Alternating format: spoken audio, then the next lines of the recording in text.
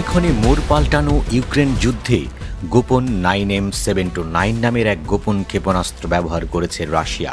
এই ক্ষেপণাস্ত্রটি এতটাই বিতর্ক সৃষ্টি করেছিল যে একসময় এর কারণেই মাঝারি পাল্লার ক্ষেপণাস্ত্র বাতিলের চুক্তি থেকে বেরিয়ে এসেছিল যুক্তরাষ্ট্র। রাশিয়ার ভাণ্ডারে থাকা এই ক্ষেপণাস্ত্রগুলো শুধু ইউক্রেনেই নয়, পুরো ইউরোপেই আঘাত হানতে পারে। ফলে ক্রমেই জটিল হয়ে ওঠা ইউক্রেন যুদ্ধ পরিস্থিতিতে রাশিয়ার এই ক্ষেপণাস্ত্রের ভয়ে কাঁপছে গোটা ইউরোপ। 9M729 হল ইস্কান্দার ক্ষেপণাস্ত্র ব্যবস্থার উপর ভিত্তি করে তৈরি নতুন মডেল। বিশ্লেষকদের মতে এই ক্ষেপণাস্ত্র 2500 কিলোমিটার পর্যন্ত দূরের লক্ষ্যবস্তুতে আঘাত হানতে পারে। এতে সাধারণ বিস্ফোরক বা পারমাণবিক ওয়ারহেড দুই ধরনেরই ব্যবহার সম্ভব।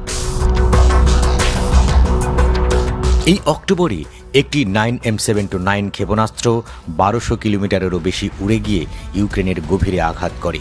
এছাড়া 5 অক্টোবর রাশিয়ার সীমান্ত থেকে 600 কিলোমিটার দূরে ইউক্রেনের লাফাইভকা গ্রামের একটি আবাসিক ভবনে হামলায় এর ধ্বংসাবশেষ পাওয়া যায়। বিশেষজ্ঞদের মতে রাশিয়া এখন ইউক্রেন যুদ্ধক্ষেত্রকে নতুন অস্ত্র পরীক্ষার জায়গা হিসেবে ব্যবহার করছে, আর তাই এসব ক্ষেপণাস্ত্র ইউক্রেনের বিরুদ্ধে ব্যবহার করছে মস্কো। ইউক্রেনীয় সূত্র বলছে 2022 সাল থেকে এখন পর্যন্ত রাশিয়া অন্তত 23টি 9M729 ক্ষেপণাস্ত্র নিক্ষেপ করেছে।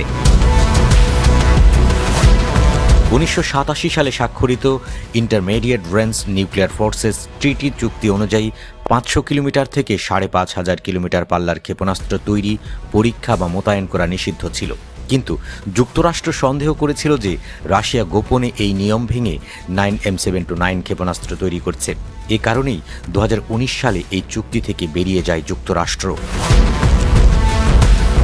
ইউক্রেনের অভিযোগ, এখন এই ক্ষেপণাস্ত্র ব্যবহার করে রাশিয়া আবারও দেখাচ্ছে যে তারা আন্তর্জাতিক চুক্তির তোয়াক্কা করছে না। তারা শুধু ইউক্রেনকেই নয়, পুরো ইউরোপকেই হুমকি দিচ্ছে বলে মনে করছেন তারা।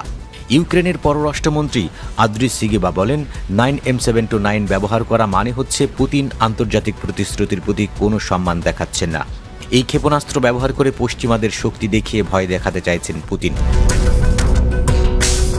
পশ্চিমা বিশেষজ্ঞদের মতে 9M729 ক্ষেপণাস্ত্র রাশিয়ার অস্ত্র ভাণ্ডারে যুক্ত হওয়ায় ইউরোপের কৌশলগত ভারসাম্য বদলে গেছে। এখন এমন স্থান থেকেও রাশিয়া ইউরোপের লক্ষ্যবস্তুতে আঘাত করতে পারে যা প্রতিরক্ষা ব্যবস্থার নাগালের বাইরে।